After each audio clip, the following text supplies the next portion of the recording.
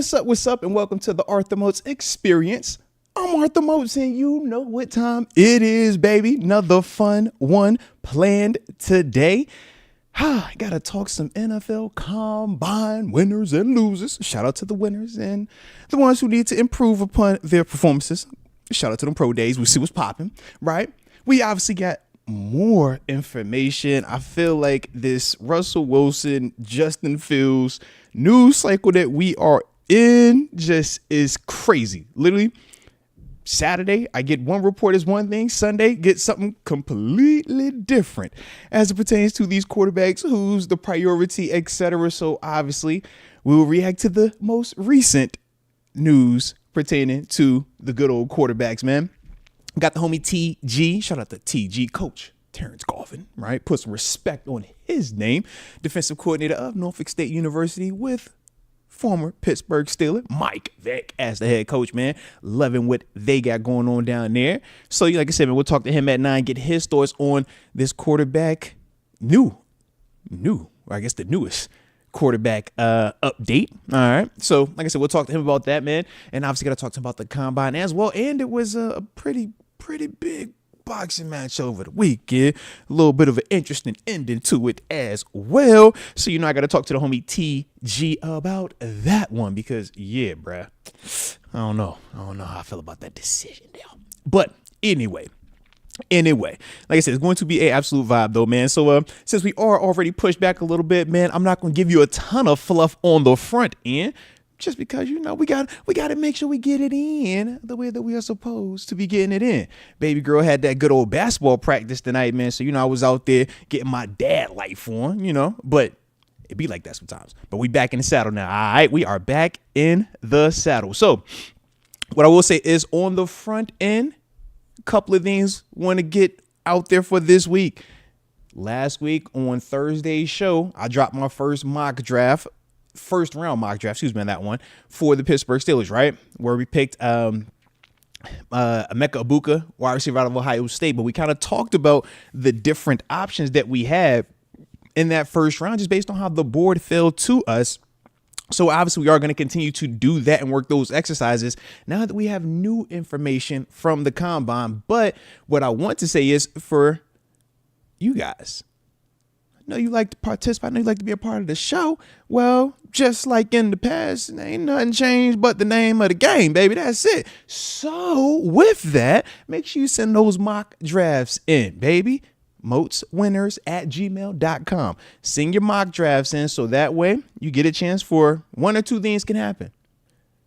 It might get you on the show live where I'm talking about your mock draft and we critiquing it as a group. But you also might just get it on the website, arthurmoats.com, which, based on some of the mocks that have already been sent in, if y'all go check on the website, y'all are up there, all right? So shout out to y'all that have made it onto the website, arthurmoats.com, with your mock draft. So if you want a chance to have your mock draft either featured on the live show, like I'm doing right now, where I'll give you my thoughts and reactions to it, or potentially have it on the website, arthurmoats.com, I already know what to do. Send it in to moatswinners@gmail.com, all right? Prefer PFF because it's the prettiest and the cleanest and the easiest to read. But I do understand that outside of the first round, they be trying to throw a little turkey on that thing. So proceed with caution. We'll make it work either way. All right. But that is on the front end. And other than that, man, like I said, man, check out the website. Make sure y'all sending in the mock drafts. And if you haven't already, hit up the Instagram channel at the Arthur Moats Experience. Make sure y'all tap in on that. All right. Like I said, man, we got content going on over there as well, and plenty of other content that's been dropping on the channel. I mean, we had a couple of film sessions that's out there right now. Shout out, man. We dropped a Nick Chubb film session, man, just kind of pointing into what he could potentially bring. I know some people had questions about what Nick Chubb still had in the tank. And obviously when you're not playing the Browns, we don't watch a lot of the Browns. So went ahead and watched some tape on him, man, cut that up, dropped that film session. So do see a lot of y'all already engaging with it. Salute to each and every one of y'all for tapping into that Master Moats film session. And on top of that, for the members only, shout out to the members, y'all early access gang. You got a Zach Frazier film session in there as well, man, where we talk about my man's first playoff game and his performance against the Baltimore Ravens. Did some impressive things on tape, so definitely check into that. But with that being the case, and I do see you, Phantom TV, he says he emailed his mock in yesterday. Salute to you, baby. You might be on the website. Double, triple check it. DD Smalls, David Dupree did update the website this morning, all right? So it's fresh to death. It's fly diggity, so you definitely want to tap in, all right? But shout out to y'all, all right? Shout out to y'all. So with that being the case, I guess I'll go ahead and spark this thing on off, man. I mean, it's 8:36. I already done cut into some of my time. You know, it be like that sometimes, though. It be like that. All right. It be like that. So let's pop it off the way that we always do. Drop it in the comment section where you are tuning in from. So that way you can get those big boy shout outs too. Start the day's show. And of course, don't forget to hit that like button one time for the culture and subscribe if you are new to the channel. Ooh. Where we tapping in from? Where we at? I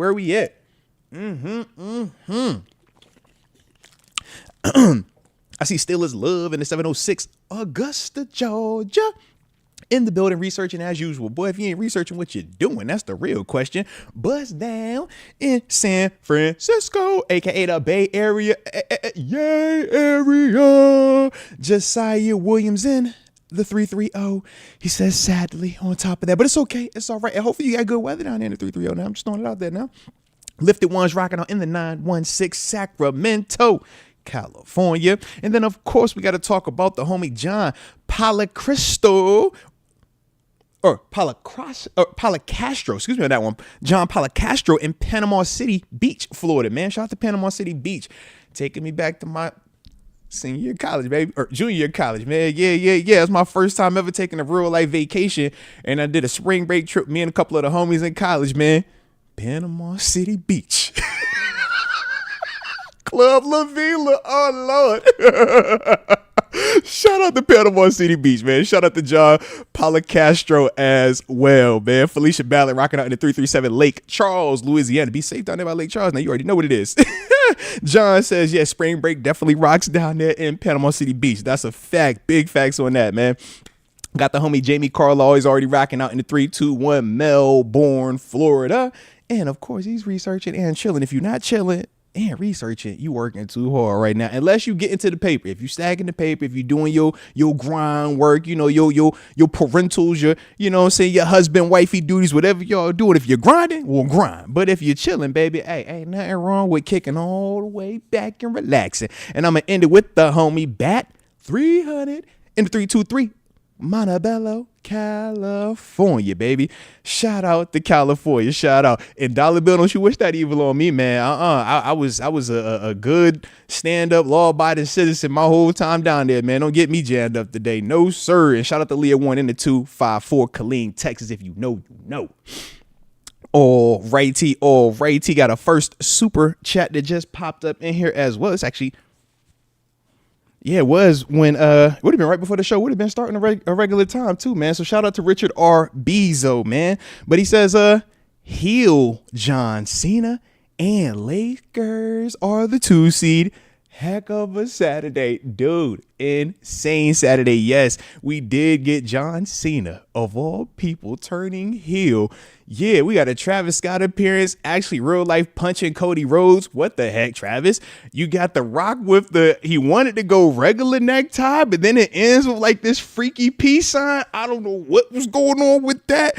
But yeah, shout out to John Cena, man, turning heel, keeping it interesting on the back end. So yes, indeed. I was for certain tapped in, man. My little man was hype about that. And, you know, I just be over here just vibing out, man, having a good time. So salute to you and salute to them boys. And yes, the Lakers are the 2 seed. The Lakers been balling, man, since 2 things, the Luka trade and the Dorian Finney-Smith trade. Shout out to Dodo. If you know 757, Norfolk High School, man, salute to the dudes. All right, salute to the dudes. But yeah, man, them dudes been balling over there in LA, man. It's getting real interesting right now.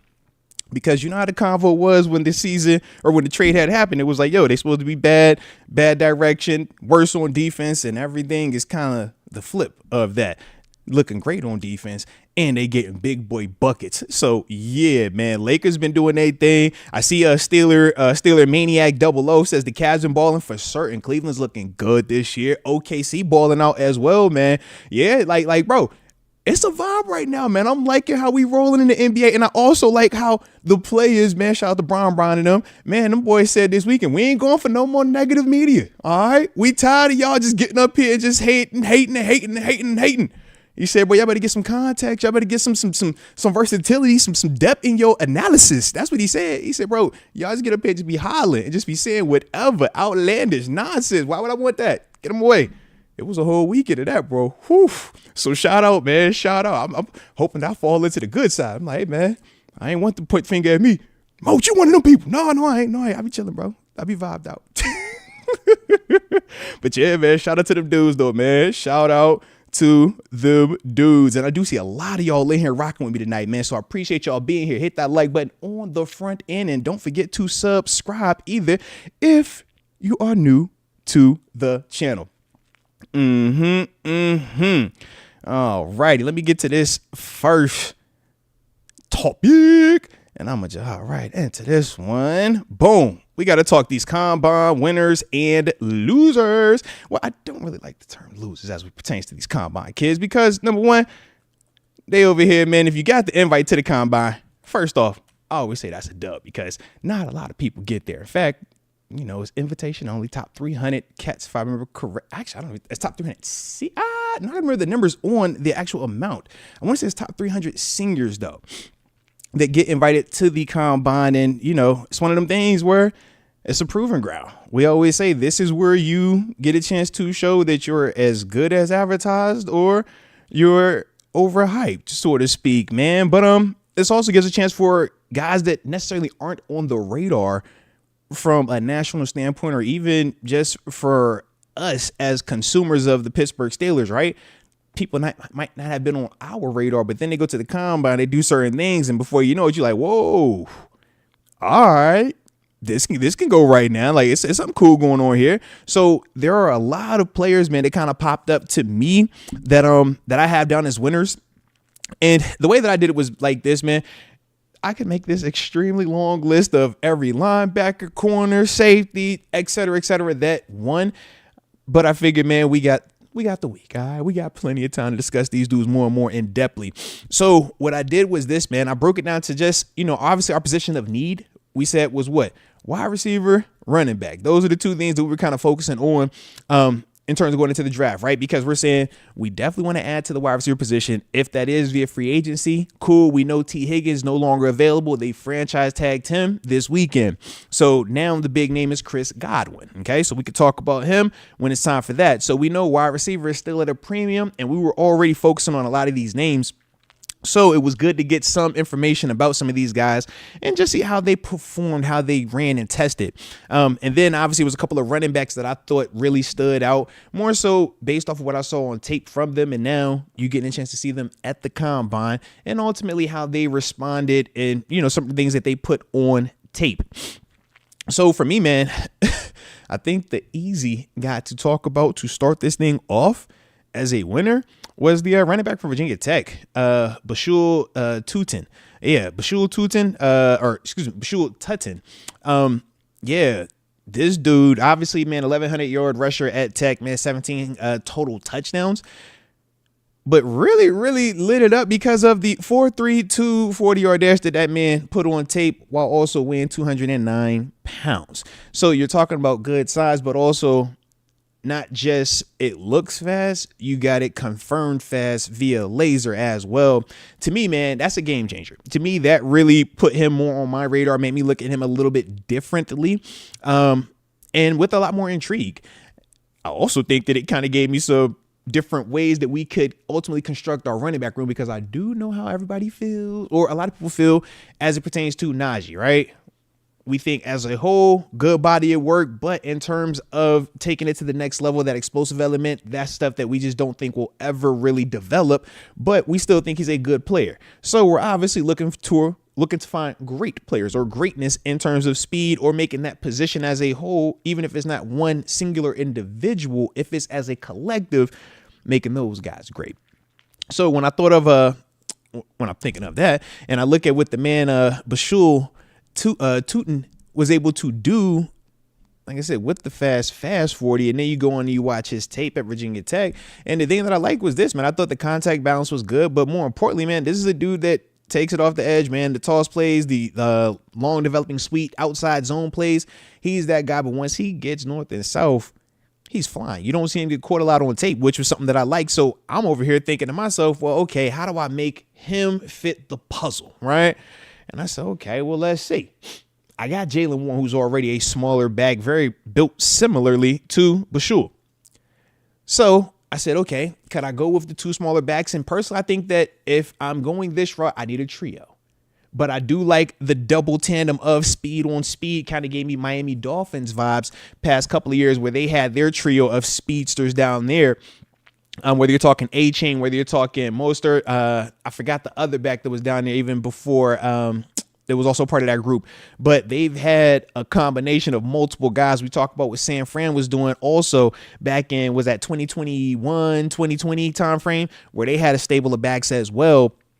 To me, man, I look at Bashul and I say, man, if it's him with a Jaylen Warren, we're super duper fast, but I still would want that thumper. I still feel like that's the whole, okay, if you want to make this about Najee and he comes back, that is the way that I would go. We talked about Nick Chubb as well over the weekend, right? Dropping the Master Most Film session on Nick Chubb, where we talked about, you know, him still having nice burst even at this stage with the injury that he was coming off of. And you can make a case that he came back a little bit soon from the injury and it still had burst on tape, which is what I like versus when we just simply say, man, he don't have it anymore because of the injuries. I don't want opinions. I don't want emotion. Show me the tape. Show me the facts. The facts reflect he does still have it. So with that, I said, okay, man, if I'm going to go with a Bashul in a mid-round, right, because I think you get this dude 4th round time frame, might go up a little bit early just because of what he put on tape. But even if it's in the 4th round, I'm saying to myself, man, that's what you pair with the Jaylen Warren. And now if I have a Najee here, praying that it's at 7-8 million, then great. All right.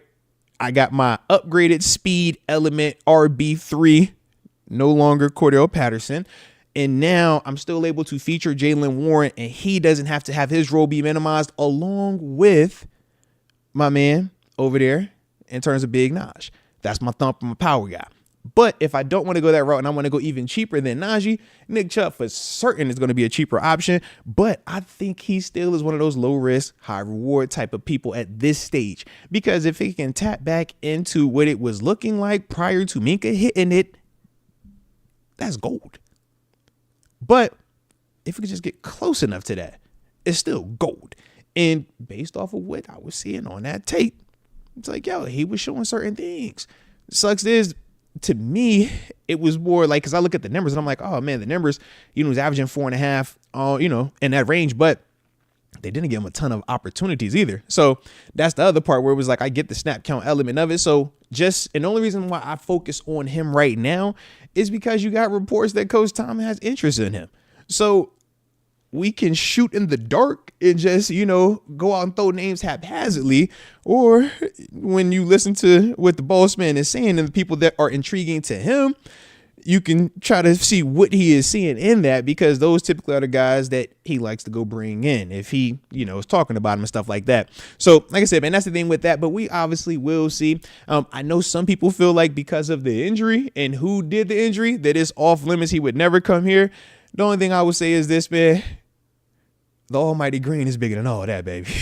So yeah, I've seen plenty of people. I've seen Deion Sanders go from a Cowboys jersey to a Washington Redskins jersey. Okay.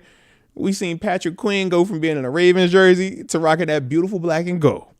Man, I was in the locker room hollering at how we hate every Ravens player with LJ Fort, and my man is over there in Baltimore. Hey, man. If the check right, man, we ain't hearing none of that, baby. So that is the way that I will tell you, man. I know we want to just talk from the emotional side, and that is real. If we took the check away, yes, you'd be over here like, ain't no way in the heck I'm going over there. But when them numbers start numbering, yeah, man, I just see some dudes that was like, yo, I never go. I hate them to, hey, bro, hey, this business, bro. So I'm just gonna give you that one.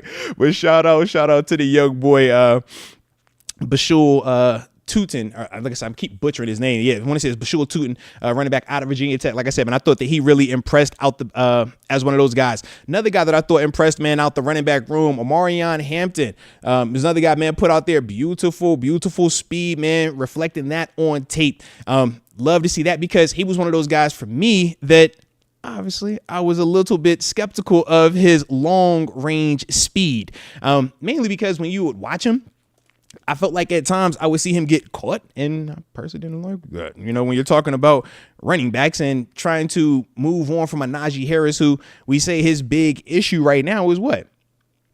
The home run speed.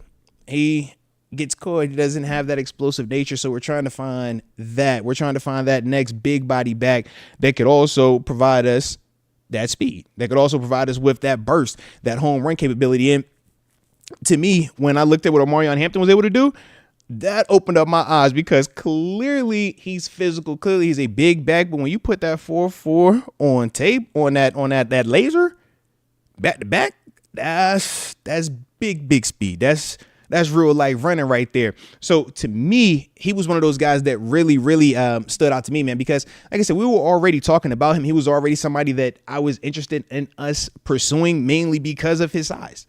When you talk about big body players, I need a guy that can be like Najee. I need a guy that can fit that mold, a guy that could ultimately, take the workload, right? Because those are some of the questions that I personally have about Jaylen Warren becoming RB1 full time without it being a committee or somebody to alternate with. This is when we talk about Bashul Tootin, Bashul Tootin. Yeah, make sure I be butchering the joint, bro, because I'm getting familiar with it. My problem is I watch the tape and I don't like to listen to the names. I like to have it muted because I like the commentators be just talking sometimes. I'll be like, bro, what are y'all even talking about? But ultimately, when it comes to certain names like this, you're like, hey, bro, I might want to turn that on just a couple of more times and just hear that a couple of more times said, all right? But y'all know who I'm talking about. All right, so shout out to the homie. Shout out to the dude. I thought he looked good out there. But like I said, man, with Omarion Hampton, though, he presents a different element, man. Like I said, that power that he plays with, man, obviously he was at UNC, so it's not like we're talking about an SEC dude playing against SEC teams. But to me, I thought that, man, his tape was hot. The production was there. And when you put out that 4.4 to go along with that big body, yeah. I mean, it was what, 4.47, and I think it said 4.46 was his other time. So we're talking back-to-back sustainability with the 4.4. That's the part to me that I like a lot. All right. So shout out to Omarion Hampton. Another guy. Mike Hood, funny. He said, I'm with you on mute in the commentary.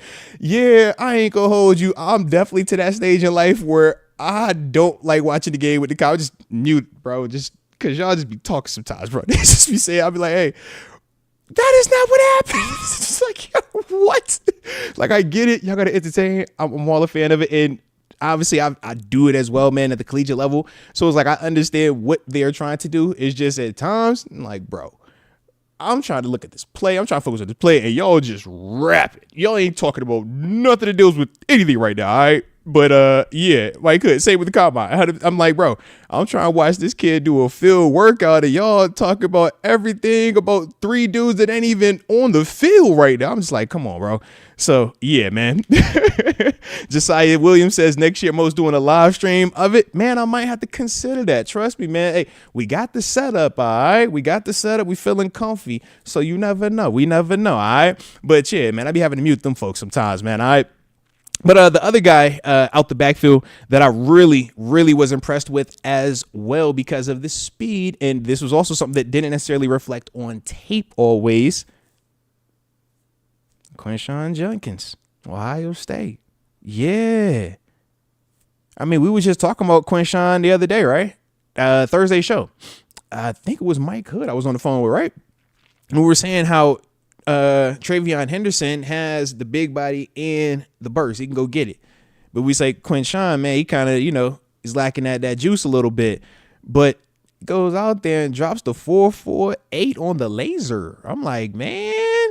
And the reason why I emphasize the laser is it's a lot harder, to run fast times on laser versus the hand time. Hand time, man, it stops as soon as your head breaks the line, like you're racing somebody. Boom. So you get almost a half a second shaved off your time versus that laser is going off of your hip. Yeah, you got to run through the line. And that's when that thing is stopping you. So when you start seeing 4.4s or 4.3s, or obviously in Quinshawn's the 4.48, you like, hey, you're rolling, bro. You're rolling. So that to me was really impressive, along with his 38.5-inch vertical and 11-inch broad jump. The reason why it was impressive, it just shows the explosiveness of him. It shows that he's an athlete, a guy that can get out of his hips. And that's what you want to see when you're talking about change of direction, short area burst. Can you, when you're finding it, go? Can you explode about it? Go. That's what we're looking. That's what these tests are for. And when you look at what Quinshawn was able to do, to me, that reflects, all right, he is a lot more athletic than I might have initially saw, or what I might initially thought. He is a little bit more faster than I initially thought. So now it's going to have me going back and saying, okay, let me go look at the guy. And I did say 11 inches. Excuse me on that one. 11 feet. Jeez Louise, Mike Hood. Jeez Louise. Yeah, please don't let me say 11 inches. Lord, if you can't jump 11 inches, bro, something off. All right, jeez Louise. I'm just glad that you ain't let me just keep going the whole time. All right, salute to you on that one, man. I for sure said 11 inches, bruh. Shit. Hey, the vertical was 38. All right, 38 inches. He ain't jumped 38 feet, 38 inches or that, but broad jump's definitely feet. All right, so salute to him. But with that though, let's see. But going back to Quinshawn though, man, I'm a little bit more intrigued now. Like I said, for me, I need to go find out. All right, when you were getting caught on tape, who are these guys? How fast were those guys that were catch you? Because I was under the assumption or the impression that he wasn't as fast. I was under the impression that he was, small scat back type, but lacking in the big speed. And that's why, he wasn't going to be one of those guys to, be higher up in this, running back market. But when you go out there and put the 4.48 on tape, you put all that other explosive testing on tape, that's the type of stuff that makes you feel a lot more confident about this guy's ability to transition to the next level. And that's why you have all this information. That's why we talk about the All-Star game. You get certain information in there. I want to see, how do you play with other players that you've never been around? How do you handle learning a scheme for the first time this week and having to play in the game and execute at full speed at the end of the week? I'm not looking for perfection. I'm looking for the giving and receiving of information from the classroom, and can you take it onto the field and execute? Fast forward to the combine. I want to see, how can you mentally and physically respond to a situation where it is extremely stressful and designed to ultimately stress you mentally and physically out due to the hours that they have you up, some of the psychological tests that they do along with the medical testing. And then it's go out here and perform with these cameras, and we've added fans to the building. Can you still show up? Can you still handle that adversity, that pressure, and still be you? And then we'll have the pro day. All right, now you've had more information now in a controlled setting where it's on your terms. Can you still look as good as we've seen on tape? And now after that, you obviously got your top 30 visits, right? So all of this is a part of the process. And that's why when I look at Quinshawn Junkins along with Bashul Tutton, those are the type of dudes to me that I'm going to go back and watch more of. I'm going to go back and learn more of these dudes because I think that they are a lot more intriguing options if we're trying to go that road of two small backs and one big back. Now, obviously, Omarion Hampton, I think he might mess around and go in that first just because of the 4.47 he put on tape. That's that Joe Mixon type, big body, big speed. Yeah, dudes like them because they can win. You can win a lot of games with those type of dudes, man. All right. So, like I said, man, that's the part with me where I will see with Omarion Hampton, with Quinshawn Junkins, and obviously with Bashul Tutton. But those are the dudes that I had as winners from the running back room. A couple of wide receivers, man, that I also thought did their thing. Just because of the speed that they were able to put on tape. Matthew Golden, the 4.30 40-yard dash. Holy smokes, man. Remember, we were doing the mock, and I said, man, I'm torn in that first round at that stage at pick 21 between Emeka Egbuka and Matthew Golden because of the speed, because of the production. But I was like, man, one guy I think is a little bit more polished, whereas the other guy, he just goes out there and he's down the grass going to get it. But going to see that man put that 4.30 on tape, I'm like, bro, that's fast. That's speed. So now I'm really going to be going back and having to watch for him because, yeah, I like what I saw from him right there, man, in terms of putting that on tape. And like I said, man, when you got speed like that's game changing along with his size as well.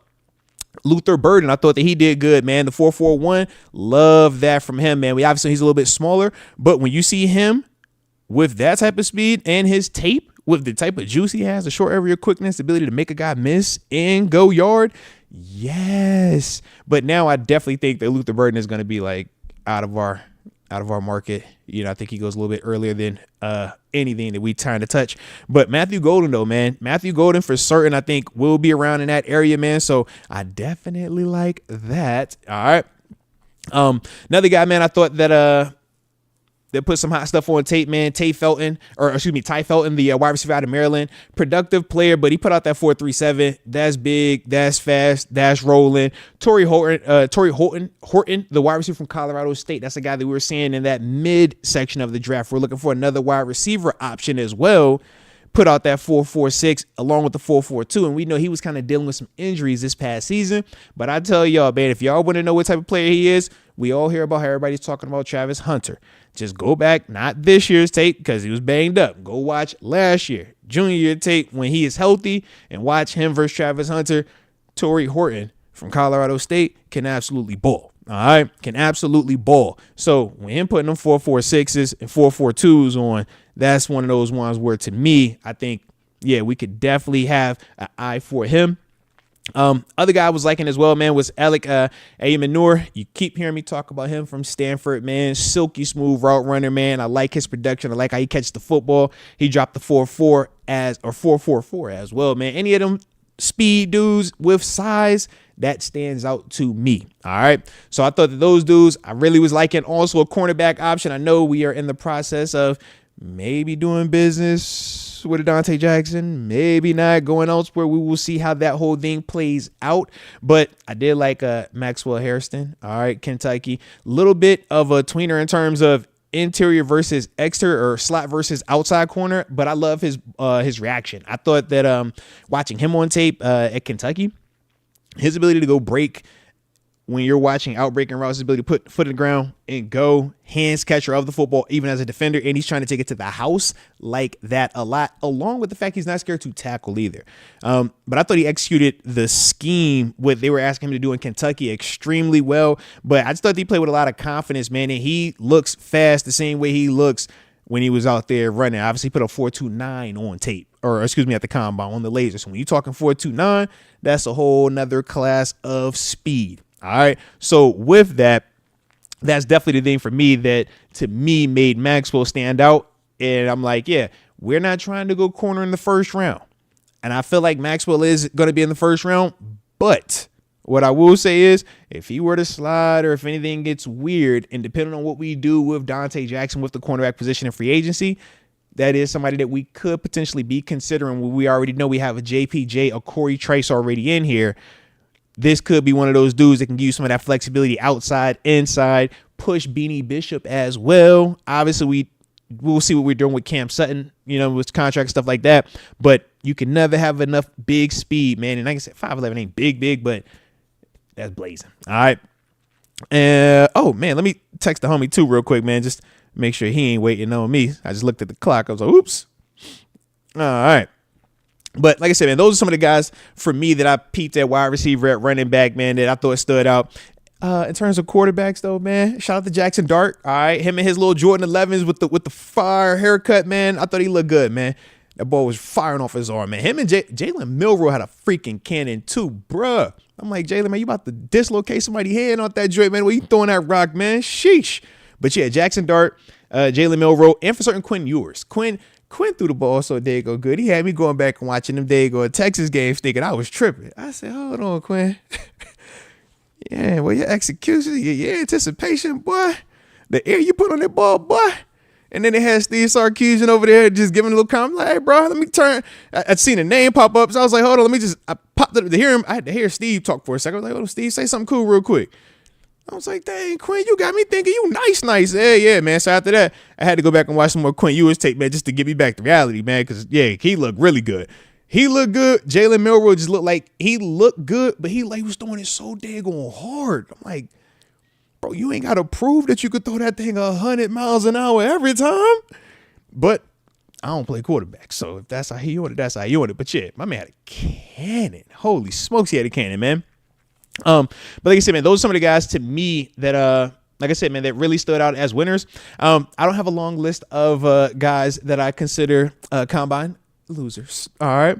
Just simply because, like I said, man, to get to the combine, man, that's a heck of an accomplishment. And obviously, man, for the guys that did perform, great. For the guys that didn't perform the best, man, you just got to bounce back, man, right? You just got to bounce back. And shout out to the pro day. Shout out to the pro day. But I hate to do it. My man Isaiah Bond, though. Oh, I hate to do it, Isaiah Bond. Come on, baby. Come on, baby. You ain't had no terrible combine, but you can't come up here and say you finna break the record, bro. My man said he was going to break the combine 40-yard dash record set by my man Xavier Worthy just the year before, obviously, of Texas. 4.21 is the record for those that were wondering. 4.21. My man Isaiah Bond, boy. Boy, don't you ever talk about breaking no daggone record. You put out that 4.41 like that, bro. You was fast the whole, hey, you was for certain rolling. You was rolling. But, bro, 4.41 compared to 4.21, those are like light years apart just in terms of on the grass, man. Whenever you oversell the way that he did and you don't deliver, this is kind of what happens. It sucks because he still was flying. And for context, the reason why I say he was flying, it was 24 miles an hour is what it was equated to.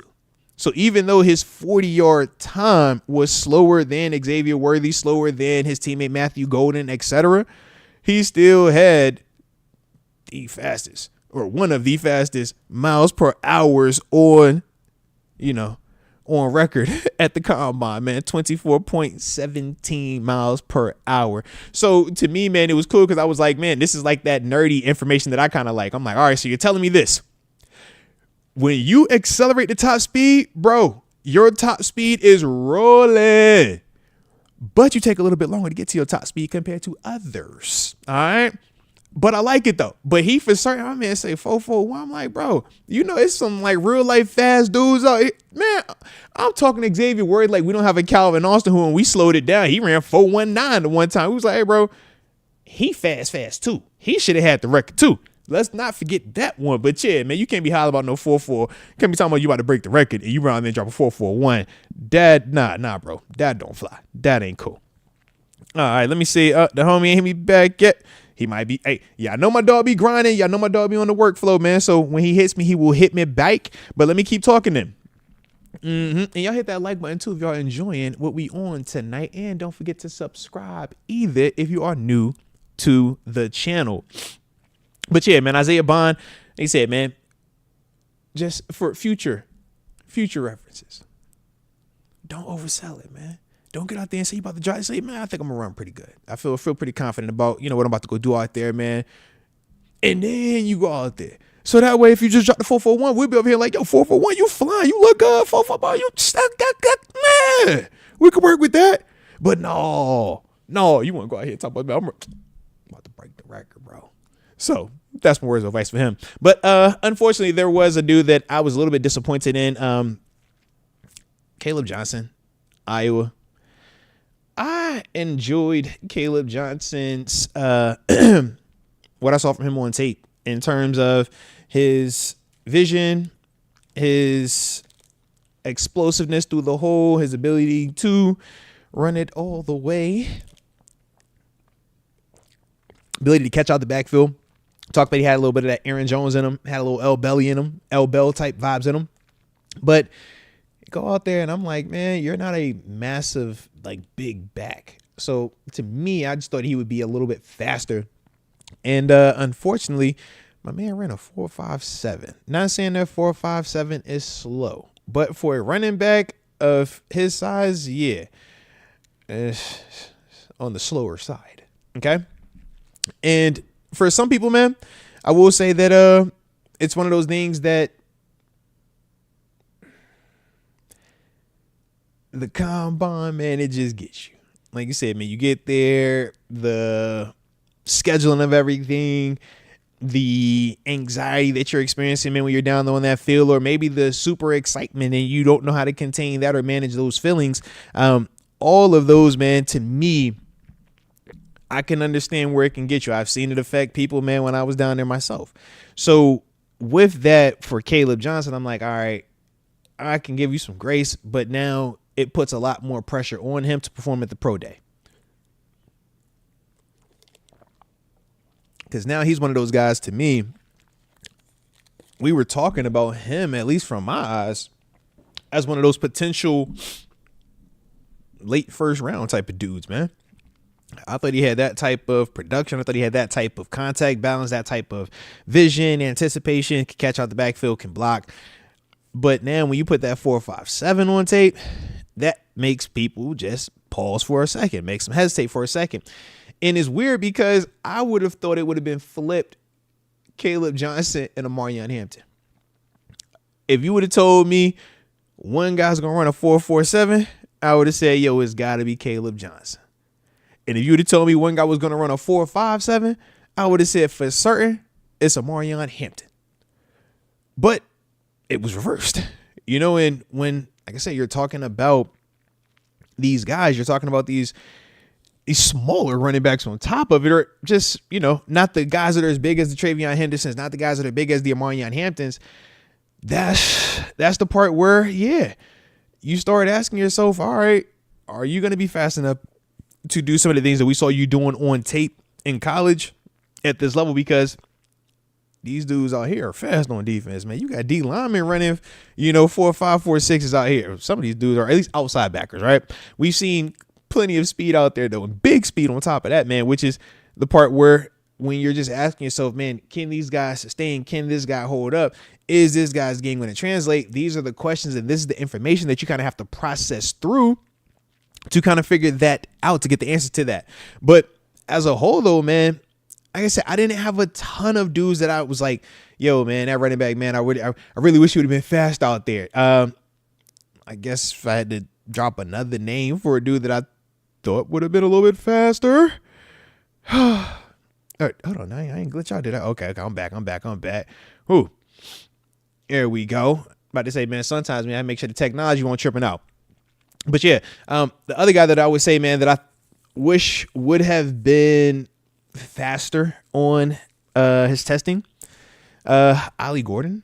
Yeah, Oklahoma State, big body back. Y'all know Ollie Gordon, man. To me, I thought that, the production collegiately looked good.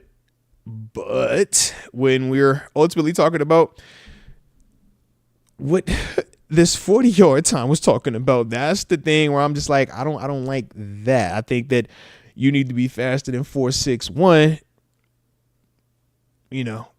and I think that he plays faster than that to me.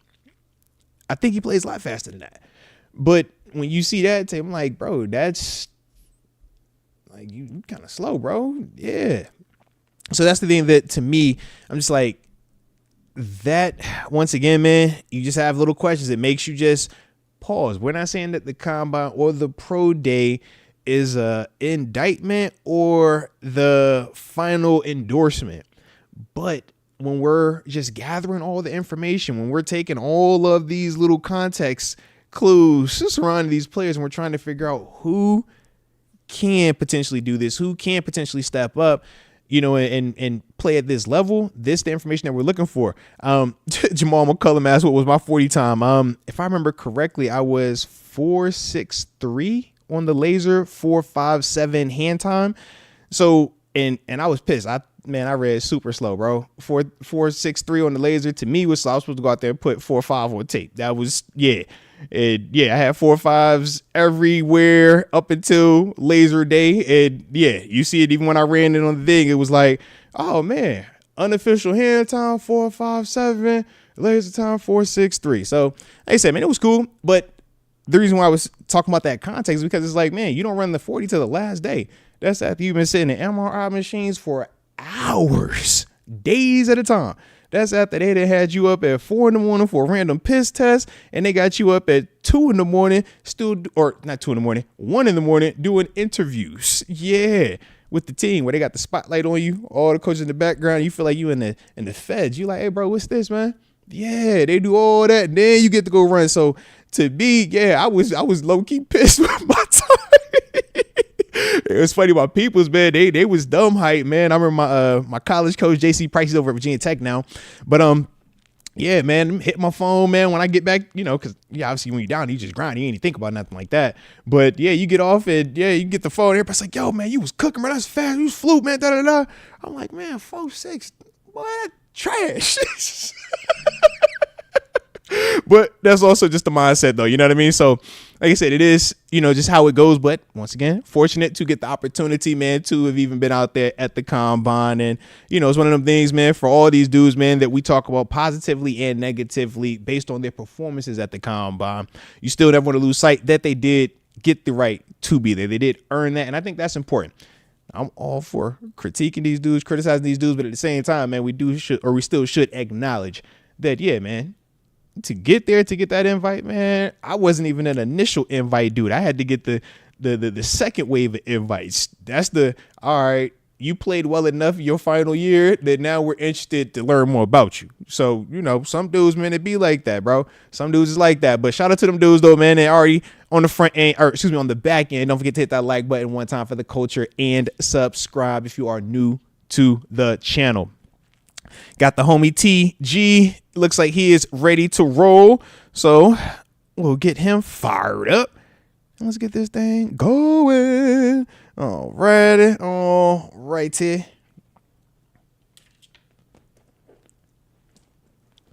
And one of these days, I'm going to just on the front end. Boom. Change that down. See? One of these days, I'm going to have somebody in here already getting this thing set up.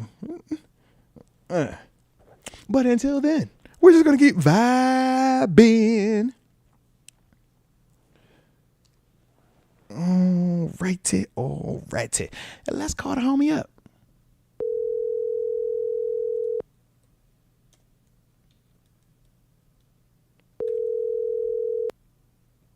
Hello? Yeah. Is that my dog? Is that my man's in him? There you go. Shout out to the man, the myth, the legend, the one and only Terence Garvin. Let me drop the intro, because I got to drop the intro, ladies and gents. I'm talking about that Pittsburgh Steelers alum. I'm talking about that West Virginia Mountain Mama alum. Where they say it's almost 7 over there with them country roads. Just know I know, all right? But on top of that, this was my locker mate, my mother freaking locker mate. But on top of that, he's the current defensive coordinator of the Norfolk State Spartans. Yeah. Shout out to the Spartans. Behold the green and gold, Mike Vick and them down there. But I'm talking about the one and only Terence Garvin. TG. Bro, they starting chanting in here, bro. That's crazy. That's crazy. Bro, the love is real, man. The love is real. What can I say, man? I love it. But everything good with you, man? Or you had a good weekend? You was solid down there? It was all right, man. It was all right. The tank fight got to me a little bit. I'm glad you starting there, because, boy. So it's that was tough, man. I thought that's your man in them. That's my man in them. That's your man in them. I'm one of the tank guys, man. Talk to me, man. You ain't got no grease in your braids. How your eyes feel? I'm asking. Man, I thought it was a lot, man. I'm a little bit concerned. I'm one of the concerned ones. I ain't never seen that sequence before. My man say, yo, I had grease in my eye. I took a knee. I got up. I wiped it. The ref counts. And then it's just play ball. Nothing just happened. I'm like, I've never seen that, bro. I've never. Yeah, bro. Dang. Yeah. I thought that was I never seen that. Like I seen it in the moment. It was like I don't know. It looked kind of like you took the knee, like it was knockdowny. I'm just It was some punches that led into it. It won't like you was just standing there and the braids and hit you. Like, Kind of got tapped a little. I thought he got tapped a little bit. Yeah. I thought it was like, man, get him out of here. touch his eyes. Hey, hold on. Then when my man went and grabbed the towel, I said, "Hey, bro, what is going on?"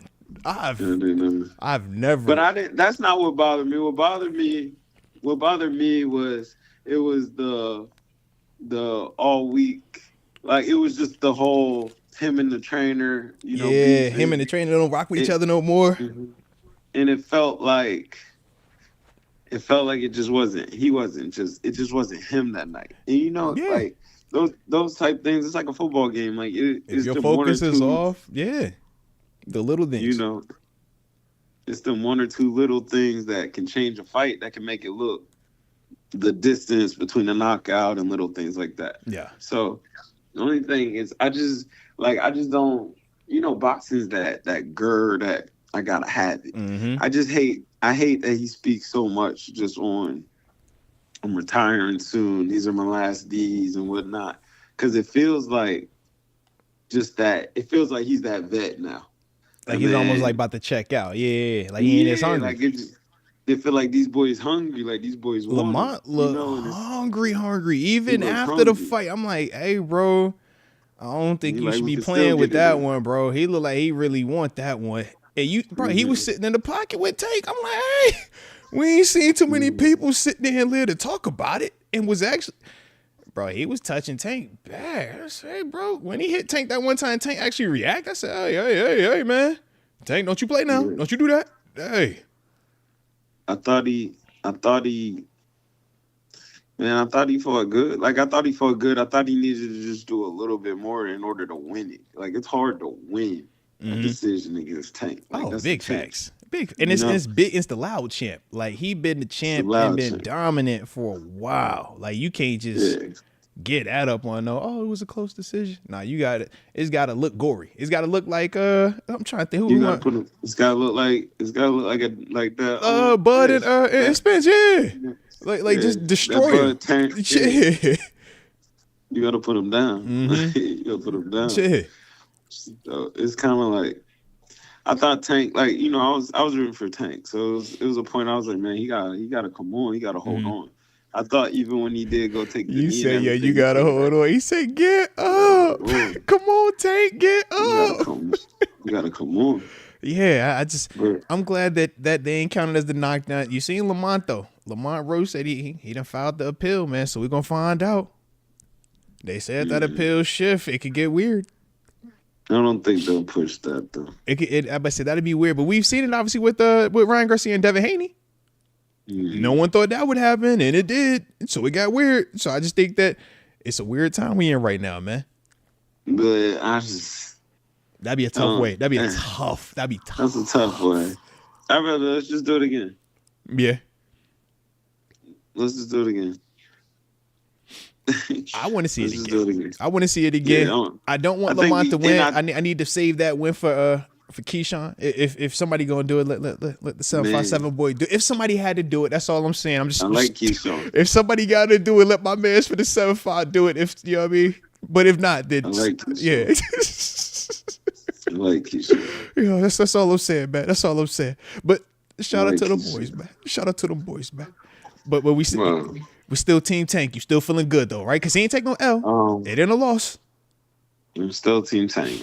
Whatever, Respect. Whatever it takes. Respect. Hey, I don't think they should take it from him like that. Let's go. Yeah. And not to say that, because I don't want it to seem like Lamont fought really well. He was throwing them things, bro. It wouldn't be taking it from him, but it's more of. It feels different like this. Yeah. I'd rather see it happen in that moment. Yes. And if you were going to make that decision in that moment as well. Call it a knockdown or whatever. But the appeal part to take the belt from a champ that's been a champ as long, it would feel feel really, really bad. And I don't even feel like, I'm sure Lamont, if he had the belt, it might change his perspective. But I wonder if he would genuinely even feel good about it being that way that he won it versus actually getting it in the, you know what I mean, right in this happening the right way. You know what I mean? So and that's what I'm more like. It needs to happen right then and there. Yeah. But one thing I will say, and I will say this, boxing will do that. Like boxing is not no. Yeah, boxing ain't no. It don't get weird. It's like they'll say you lost. Yeah, facts. Like it gets like that. Yeah. They'll just we're done with that. Yeah. So like I said, we will see, man. But I'm holding out hope for Tank wins the rematch, make it look good, and then like I said, man, good old Keyshawn, man, 757 action, man. Norfolk City in the building. All right, we gotta get after him. All right, just throwing it out there, man. You gotta fight Shakur before you fight. Oh Keyshawn. Man, don't you do him like that, man? Come on, man. No, man. Keyshawn might not get. He might fight Keyshawn live. Keyshawn is dangerous. I know. I don't think he gonna hop in there with him right now. Yeah, Keyshawn won, but that's what we're saying. I think these younger dudes are hungry right now, man. They ain't got the M's. These young boys is hungry. Once he hit the lick versus Ryan Garcia, it's different now, man. Yeah. Yeah. Like it's different, you know. Yep. It's different. Am I still gonna do all that? Like you still want to get hit? Still gonna do all that? You look at that and count. You still want to do this, bro? You know you ain't got to do this no more. Like you know. I ain't never seen Tank get hit and back up. I say, bro, what's going on, bro? He got touched. But another thing I will say, just his defense, and I know this, you know. Yeah. That man knew him. Like it's like. Oh no, they said they got history. Yeah, they got history. Steelers Ravens, man. I know that trick. I know that trick. He's like, I've seen all of this. Yeah, I know what you're trying to set up. Yeah. Yeah, I've seen that. I know that. Nah, respect to them dudes though, man. But yeah, man, it was a fun little vibe, man. Watching the fight, man. I'm like, yeah, we need more fights like that, man. Good championship energy out there, man, and just the best competing against the best, man. So salute to them dudes. Do gotta ask you though, man, because we did have some big NFL action taking place this weekend. One of the guys that we actually talked about as a potential wide receiver target was on the move. Deebo Samuel ultimately got traded this weekend, man. Niners sent them over to the Commanders for a fifth. Yeah. 1, 2, 3, 4, fifth. Come on, player. They gave that away. Yeah, they had to. I said, man, but it's what? Because it's needs what 21 mils. What it's looking for, right? Or that's what was owed for right now. Yeah, but I was like, man, for a fifth, so Washington's gonna have to pay it though. Oh, of course. But who are they paying right now? They got a young quarterback, rookie deal. You know the rules. So that's how you know the rules. Yeah. And Deebo, hey, you just went to San Fran. We just reset the clock, and now you're in Washington's version of San Fran. That's it. We're saying scenario, yeah. I like it. I think him. It'd be nice out there. Him, Scary Terry. That'd be a nice duo. He's a get it to a now guy, so it'll be nice for that offense. They just got to keep that offense intact. I mean, it's Kingsbury we talking about, man. You know he gonna cook that thing. I think that's the big thing. Like, just everything's good. We keep that here. Run this offense. Let's let it rip. That'll be a good piece for them, though. That's a good spot for him. Like, that's one of them. Like, yeah, this is a good spot. Now, any concerns about? Let's see. They've talked about Deebo, his weight. I think that was a story at one point this offseason. Any concerns about his weight? They said look, dang near 20 pounds over at one point. It was like that's why he was lacking some of the explosive runs that we're accustomed to seeing from him this year. I think you get a hungry guy. I think when guys get traded, you get a hungry guy. It was passive aggressive. That what you said? Yeah, I think you get a hungry guy. I don't want to be here, so I'm gonna just get a little chunky real quick. I ain't gonna be bad, but I'm gonna just be enough. You just get a hungry guy. You get, Luka. Yeah, that's right. I mean, you see how you see how Luka looking right now. LA 2 seed, boy. Stop playing with them folk out there. Just somebody that's been touched. Like he's been touched. So the fact that he's been touched now, he's now in attack mode in a sense. Like I think he'll be good. I think you'll see Deebo again next year. Because he got to prove it. He got to show that I was right, they were wrong. You don't move on from me. Y'all was using me wrong. Yeah. So you get a hungry guy. And you'll get a happy guy because he should get paid. Hey, everybody's happy when they get that check. You know the drill. Come on, man. Heck yeah. Now, I was laughing, though, when I was seeing them drop one of the headlines about the Deebo Samuel thing. They was like, yeah, the Commanders' backfield is going to be crazy now. Look at these running backs. And they had Eckler, Brian Robinson, And Debo, I say, hey, bro, don't y'all be trying to say Debo no running back. Why y'all playing with that man like that? We done fought that fight already, man. You don't put him in that category no more, right, TG?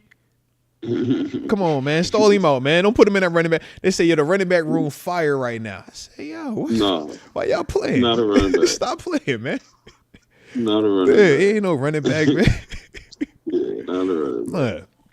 But all right. But yeah, so with that, though, obviously, that was one of the targets potentially for us. And on top of that, we also had T. Higgins get franchise tagged officially this weekend. So who are your new, what's your new wide receiver targets we looking at potentially as pertains to free agency? Well, obviously we'll talk draft, later. Yeah, we'll talk draft. So, but in terms of just free agency, any of those dudes, man? Because I think Christian Kirk is a name that's been popped up now. Chris Godwin about to get released. Yeah, Chris Godwin, his name has really ballooned up now because he is going to be getting, he's going to be able to tap the market. And now with no T. Higgins, he becomes what they're saying the marquee wide receiver free agent now. Mm-hmm. Yeah, let's see. It was it's another name I'm forgetting. Oh my goodness. Because obviously we talked about Devontae Adams. He'll probably be hitting the market between either him or Alan Lazard is another dude they were saying potentially is out there. DK, something gonna happen with that. I've been seeing that as well, but I've been seeing him linked to Vegas though. Yeah, but everything from Seattle's linked. Of course, because of Pete. You know that. They talking about. I seen Russ linked to them. I didn't see. They talking about Lockett linked to Vegas. It's like everybody's. I seen Bobby Wagner. They say Bobby Wagner. If he don't go back to Washington, he linked over there. Yeah. I can see Wags to Vegas. That makes a lot of sense. Oh, 1,000%. And he coming off the Pro Bowl year too. I think Wags is more with that head coach. You know what I mean? Than Pete. Because that was his DC though. Yeah, that was his man. That was his man. Yeah. It's more of that. Yeah. Which is fire, though. That's fire. But at the same time, your DC versus the head man that you want to ring with? Come on, bro. I think that, because I think of like how we viewed, whether we're talking Dick LeBeau or if we're talking Butts versus with Coach T, though, it's like, yeah, man, I would have followed LeBeau to a lot of them other places. But at the same time, if Coach T, hey, bro, I want you to come, I'm like, bro, we'll be waiting on, man. Like, where we at? Like, let's go. You know what I mean? So yeah, but I think it's more. Yeah, I just don't know how. I think that is almost like the Coach T to him. Okay. LeBeau. Now respect on that. And then it's also like it's almost more like Coach Butts to Coach T, where it's like you play linebacker for him. Okay. So you was in there with him all the time too. Oh, I seen him every single. He know all the little things. Respect. Mm-hmm. But with that though, man, which wide receiver we thinking, man? Any of them dudes, man? Any dude out here that you? Because T. Higgins was the big name that we liked a lot until we seen the franchise tag. Now it doesn't 1,000% make it impossible, but it makes it a lot less likely that we're able to talk to him or even get him. We have Brandon Ayuk. He was linked as well. I think his name popped back up for trade. That's the name. You like that? I low key. But you gotta trade for that though. I know, and he got $30 million now. And he coming off the ACL. I think you wanted it last year. That was last year. That was pre-ACL. I mean? That was pre-$30 million. I think you still like it. I think he's still somebody you like. I think off the ACL you give, and it's getting 30. Yeah, I just think you still like it. I mean, I get the number though. Tough, and I got to give up something to trade. And I got to give up something to trade him. I got to give up something when I trade for him. TG, what am I giving up? Yeah, you see what I mean? I do. 30. You going to get it? Paying it 30 fresh off the ACL. I do. Man, that's a lot. Hey, look, but you got a lot of money too, though. I do got a lot of money, but we had questions before the ACL of if it could be that away from that. I agree. So now I don't have those answers, and it costs even more, and I got to give up a pick to go get him or a player to go get him. That just seemed like a lot. I agree. I wouldn't go get that. I wouldn't go get that either. I'm just like, yo, I don't like that number. I'm like 30. I don't if really it was love 20, nothing I don't love none of that. You don't like Christian Kirk? How you feel about him? You got some speed on him? No, that's not what I'm looking for. Godwin? That's not the. I like Godwin. Okay. He's a little bit older though. How old is Godwin? Is he 30? Let me check. Give me a second. Godwin get hurt a lot. He coming off an injury right now. Yeah, Godwin get hurt a lot. Godwin get hurt a lot. Let me see. Let me pull him up real quick. Godwin's a big play. Godwin's 29. He just turned 29 in February. Yeah, February 27th, he turned 29. Okay, that's not bad. Yeah, but he's like you said, fresh off the broke like leg, ankle, whatever they was calling it. Yeah. I mean, I might go get Devontae for that. You know. But I thought if you do that, you got to get the other one with him. We ain't got to do that no more. We can get them separate. I don't think that's how that's working. So separately now? They sold separately? Yeah, right now. Okay. I like that. Because, yeah, if it's just solo, I'm more intrigued by solo. I just don't like the package deal personally. I mean, I just think right now I don't think the leverage is there. Yeah. Okay, because I'm trying to think, man, is there any other free agent wide receivers that we are going to be interested in to that extent to get what we're trying to look for? You know what I mean? Because we're not looking for just a run of the mill. We want a dude. Huh. You want the dude. Yeah. And I don't really feel like it's that out there right now. You know. All right, then. All right. Well, shoot. We ain't gonna force that dude to be there then, man, because that's how you make mistakes with your franchise. We don't got time for that. All right. Right to the end. So, you know what we're going to do. Y'all hit that like button too one time for the coach. And don't forget to subscribe either if you're new to the channel. Got the homie Terence Garvin, a.k.a. TG. Y'all know how we feel about TG. So, they saying Justin Fields is the priority now over Russell Wilson. But the ultra super backup plan is Derek Carr. What's going on, Ian Rappaport? What you talking about, fam? What you talking about, Ian? You just be talking. He just be talking to talk right now, bro. Why Ian be talking like that, bro? Talk to me, TG, man. What's the word, bro? How you feeling about this, man? Because he made my stomach hurt when I seen all that stuff. I was like, bro, do you mean Derek Carr back up? How we get here? How we go here? I think everybody's been. How we get to that, bro? Derek Carr. It's a lot of people. Like, bro, we doing a lot. You know, we doing a lot, bro. We doing a lot, bro. That's a lot. I mean, they talking about, oh yeah, he only costs like 30. I'm like, bro, ew. Because I think it's just what strategy you want to go. Talk me into that strategy. Help me understand that one. Because I think this is a good draft. I think it's a good draft. It's not a bad little draft right here. So I think you can it's some all right little quarterbacks in here. Man, you know? I've been over here with a Will Howard. I go with Jackson Dart. I go with Jalen Milroe. I don't love Will Howard. Quinn Ewers. Let's see. How you feel about any of them dudes, man? Quinn Ewers. I like Quinn Ewers a lot. You like Quinn? I like Jackson Dart a lot. Dart be slinging it. Dart got the big body. He got that big bend on him a little bit, huh? Yeah, I like him. Yeah. I like him a lot. He's sneaky in there. Watch him sneak up in there. I was about to say, he got an arm on him, fam. He got an arm on him. Everybody talking Cam and Shador. Watch him get in that combo. I was about to say, bro, I can see the vision with Jackson. I can see the vision.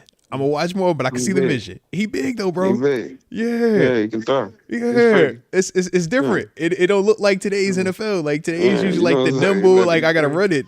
He OG with it, bro. Yeah. I'm letting it go. Yeah. Big arm, though. Yeah. Big arm. Big boy.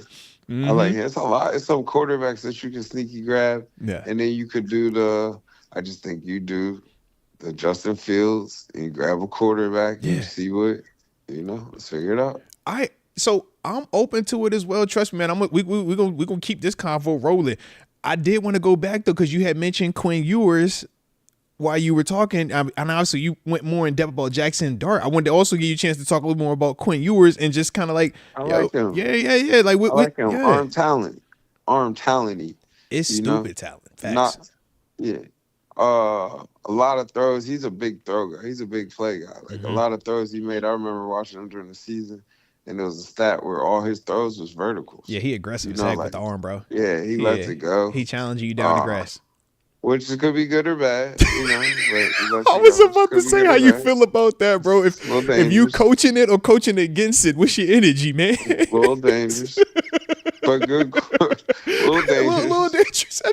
I'm saying, yo, he mad aggressive. I'm like, I know you talented, and that's why you so confident, but bro, He will You throw got that. chill, man. You got a little Josh Allen on you. You just be, my arm can make everything. Just chill. Just pause it. Stop. Can't be that. Yeah, not at this level. Heck no, man. But I mean, And you seen, I like him though. I think he's a good quarterback. I think Mhm. he's a good player. You know how to you know how to win. Yeah. He worked with that Texas unit. And wasn't scared to compete either. You know, Arch Manning down that thing with him. He stood down there, man. Didn't leave. They done them. You know, I think he threw at the combine. You know, like All the get little out there and things. compete. All the little things. I But, see you. All the little things. you know, he doing I what he's mean, supposed to do. how much does that matter though when you talk about competing though, man? Like, because obviously we focus on wins and losses, but when you see those little things like what you bringing up, yo, the dude didn't leave Texas when he could have, man. When everybody was talking about Arch Manning, he threw at the combine and did all the drills when he could have easily set out and said, "Man, I'm not throwing him here, man. I'm waiting to the pro day." Like, what does I that do think for it you, do man? matter. Yo, I think it do matter. You know, like I showed up. Like I'm doing whatever's asked of me. I'm not ducking anything. I'm here. I'm available. What are we trying to do? You know, here and I'm available. What are we doing? yo, So. he game, bro. My I'm man, not right? saying he's the guy. I'm not saying that. No, I'm with I you. didn't But jump on that. no, but you just But like, yo, you respect his grind. You respect the energy that he I put out there. respect the guys who throw at the combine. Yeah. Like Will Howard, Mm-hmm. it didn't look well. Like his timing with them guys was terrible. Mm-hmm. You know, You're a I got out football here guy and throw you it. understand that too. Yeah. The timing matters. Yeah. Just because everybody out here Timing is matters. nice, it don't mean that we all in rhythm. It don't mean we in sync. Uh, How do you run Like I your don't like how route? you run your hitches, bro. Like, Swear, hey bro, why you run your you're joint at sitting there. 11 versus 10? Like, what's taking you so long? Man? I'm ready to throw this. Swear, bro. You know? And that definitely is the thing that a lot of people don't really understand when they watch it. They just see, yo, why he ain't making these throws? You like, bro, if they ain't in rhythm, you trying to anticipate. If you anticipate versus a dude that you don't know his speed, how he comes in out of his breaks, like you always are going to be kind of guessing, so to speak. And yeah, Will definitely was unfortunate on the bad end of that, man. But I was a little bit upset, man. I wanted your man Jalen Milroe to give me some backflips, bro. He ain't give me the backflips, man. What's up with that, man? He didn't back. He ain't getting no back. I'm like, bro, you tripping, bro. All the dudes you talk about, you supposed to be backflipping on. How you not gonna backflip? You throwing the ball dumb hard. Like everybody know you got this cannon on your shoulder, and you ain't drop no backflips. Like not one, not a nail, not a backflip, bro. Come on, man. What you talking about, man? Did he win the combine? He won the combine? I think between him, Quinn, and Jackson, I'm like, all three of them I thought was hooping. The way they were slinging. Yeah, I'm like, Jackson, he had the haircut, he had the Jordan 11, the Concord low. I'm like, bro, you looking swaggy and you slinging this rock. Come on, man. You got that whole, like the, man, eastbound and down. I'm trying to make up my man day. Jeez, man. But, yeah, I'm like, yo, he definitely looked the part, bro. You slinging it, though. So, yeah, I say between one of them three, man. Jalen look good, though. Jalen look good. Now, going back to this Justin Fields rolling with him and these other two dudes. All right, so, TG, I was playing Madden this weekend, right? And I was, I took an L my first game. I was a little bit upset, so I changed it up a little bit. I changed the quarterback when Justin Fields, man, the whooping this cat. 20 to Sam. He rage quit on me. I'm hooping with Justin Fields. He can't stop me. He trying to go, man, I'm taking off. He goes on. I picks him apart. You know how that go, man. But then it had me open my eyes up, and I said, well, hey, look. So then I started looking. I said, well, hold on now. Wait a minute. I said, hey, now I know it's a video game. I know it's a video game. And it shouldn't be like this in real life. But why can't we just do this in real life? Can we do that in real life? Now, granted, you got to have decision making. Got to, stay healthy. You got to do it for 17 plus games, playoffs. You got to make the throws.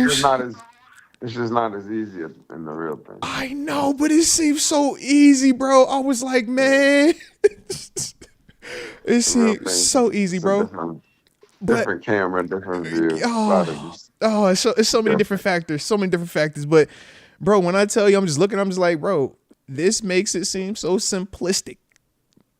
Why can't it be this simplistic? I mean, we see at the collegiate level, we talk about they try to simplify for the offense, right? Or they try to use the tempo to ultimately make your defense stay in one thing, and offense can take advantage of it. But we say at this level, it kind of gets a little bit mixed up, right? The playbook, can you handle all the different plays, the different systems, the scheme stuff that we run? But to you, why can't it be as simple as that, though, man? Taking some of that college stuff, man. I think concept-wise, a lot of guys use concepts. I mean, that's the Kingsbury, that's the Jaden Daniels part of it, yeah. Yeah, I think people use concepts, but like they're not married to it per se. Yeah, like I think you got to build that stuff though. Like it's easy to like look at some plays and like, all right, this is gonna work, but it's like you gotta build it to work. Like you gotta set it up. Mm-hmm. You know what I mean? So you gotta know how to set it up. You gotta know when to call it. Like it's a little bit more than that. I'm interested to see how your man Chip Kelly do. Coming back from Ohio State. Yeah. I'm like, man, I want to see. He took the route, though. Yeah, I'm like, how much of that you gonna put, collegiate style up at this level now? Because he switched it up from the first go around. Remember when he was in Philly, he was almost exclusively speed Oregon. Yeah. Fastball. Mm-hmm. He tried to take college exclusively to this level. I like his game. I like what he was doing. He did a lot of good stuff at Ohio State. Also, he had weapons. Facts. Super weapons. Big facts. Super weapons. Mm-hmm. So I think he'll be good. I think he took the route I'm trying to think. Like there's a lot of guys that take that route in the sense of like going to Bama. Go to Bama, get straight free. That was Bill O'Brien. Bill O'Brien did it. It was a couple of them dudes that did that, man. Heck yeah, man. All them New England dudes did it. Yeah, all them dudes did that thing, man. I was laughing because when I seen Doug Marrone do it, I was like, man, Doug Marrone, you the O-line coach down there now? And then he hop right back up to the league. I'm like, oh, all right, get your credit right. I got you. Yep. Mm-hmm. But yeah, man. So I do like the options, though. I do like what we talking, man, in terms of if it is going to be this Justin Fields as the priority, after playing the video game, I'm a lot more open to it. Okay, TJ, I'm throwing it out there. I'm a lot more open to it, even though I know in real life it does not play like that. It does not play like that. But it feels good, though. All righty. Man, let me see where I was going to. Oh, I did want to ask you about a couple of specific dudes as well, man. From the combine, man. Did you see my man from Virginia Tech?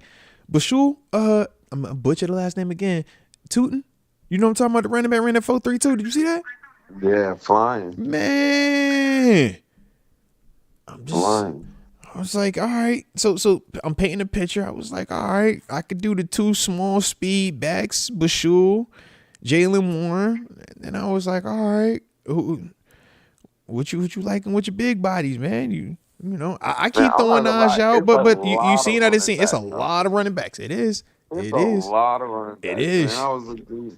It's dudes. Gordon. I know he didn't have a great year, but why he run that guy? But bro, he was nice. If he leaves last year, he's like second round. Oh, facts. We talking about him like Breece Hall easily. That's the guy. But bro, why he throw that stank 4.61 on tape though, bro? At the combine, that was trash, man. He way nicer than that, man. He's Breece Hall though. He's Breece Hall. Man, yes, he's smooth, but bro, that 4.61 was slow, bro. You know that, man. I think Le'Veon was like a 4.61. That was big body Le'Veon. You know how we don't count that first year Le'Veon. It was different than like when he had the body transform. You know that. You can get that boy. You can go get him. You can get that boy out of Michigan. He run hard. Mm-hmm. You gonna get that boy out of them Ohio State boys. Them Ohio State boys. Boy from Ole Miss got the SEC Player of the Year. He runs super hard. You can go get them boys out of O State. You can get that boy out of Kansas. I was surprised Devin Neal, excuse me on that. Yeah. Devin Neal, he be running. Run hard. Yeah, shoot, he ran 4.58 though. I thought he was gonna be a little faster too. That little scatty back out of Dell State ain't bad. Okay. State ain't bad. Okay. Talk to me, man. Well, I like the man. I thought Woody Marks was gonna be another dude. I thought was gonna run faster. Out of USC. Yeah, USC RB. But I see another one. He's a good running back, though. Yeah, he's a good running back. But yeah, I was like, man, I wanted to see them dudes be faster. Caleb Johnson, another one. I wanted to see him run faster. The running backs wasn't blazing.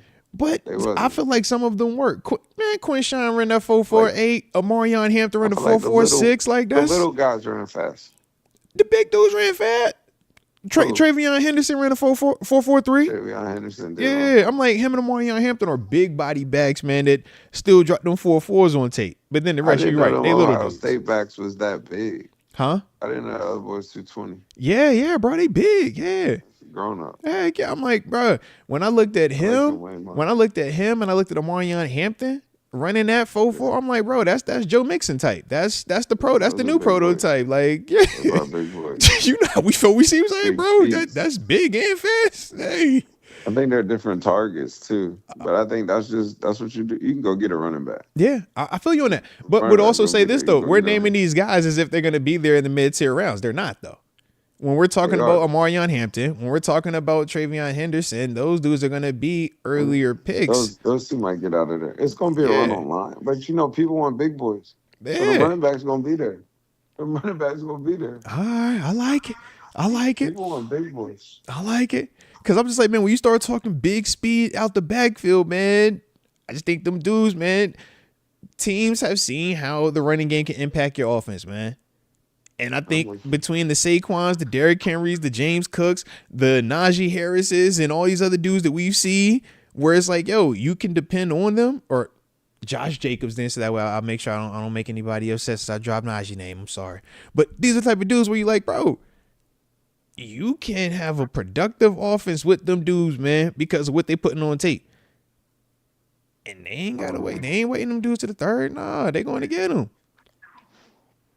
How much? And he said, I don't think it's going to be like a crazy amount of dudes in the first, but I do think we will see RBs in the first round. And that's been the thing that people try to talk about like it's taboo. You don't think we see any in the first? Man. And I told you. Man, I think I'm going to see man. two. I think I see two in the first. Man. Who? I'm going Genty and I'm going Amarion Hampton. I got both of them in the first. You think Hampton get out of there in the I think first? because he put that 4.4 on tape, yes. I think if it was Somebody 4.5 or 4.6, I think no. That 4.4 is different, bro. 4.4 speed. 4.4 at 220 plus. Hampton That's falls a with it. big. I think Genty might get out of there like. Man, stop playing with last pick Genty, of the bro. first. Stop playing He with might get out Genty, of there bro. like Stop last pick of the playing first, with like- Genty, man. He'll get out of there on the total back. Why you? Because it's just not going to be a. He said the the dude fact that- that there's so many running The backs. team that bro, trades they're not back just into gonna- the first is going to draft is what you telling Yeah. me? Oh, stop They're playing, just not going to be in a man. hurry to get a running back. It's just so many. It's so many. It is, but And I started to like him more. a lot of them are going to be going in the to second worst case. A lot of them are going in the second Yeah. worst case. I think when You'll you see a start, couple going. Once one go, you'll see a couple start to go. yeah, I just don't think they're going to be sitting there in the third and fourth like this assumption is for the ones that we want. Will, though. Because you want to get linemen, you got to get big boys, man. It's about people going to get them big boys. They're going to get True. the prime position in the first. But at They're the gonna same get time, them. I need somebody that could do it with the ball in their hand, don't we? But they not prime position first round, though. You know that. And This the is fact facts. that they not, and the fact that there's so many, you're going to be like, man, I'll sit and I'll come back and get one. And everybody's going to be like, let me get that lineman that I need. Or let me get that DN that I need. Oh, that's tough. If you're between that boy out of Tennessee and Pierce. Genty, Hey, bro, he went out there and you're dropped like, something man. stupid on tape too. I'm like, But- bro, you But freaky think about athletic. it, that pick right there. Yeah. That pick right there, you're like, man, I'm just gonna go get this DN. I'll come back and get me my backup running back. He'll Yeah, probably because I be know there. my DN is gonna be here for 10. Yeah. Or 5, as long as nothing crazy happen, he's gonna be here. Whereas that back, Like if you're between, I need that and the running back, you might Mhm. go get that other piece and you'd be like, I'll come back and get this running back, which will push the whole thing back. why you don't like That's why running I backs, don't- TG? Why you hating I on love running running backs, backs. TG? No, you don't like running backs, man. I'm gonna tell everybody you hating on running backs, bro. I'm gonna just start the movement. I TG love hating on running backs, Saquon. man.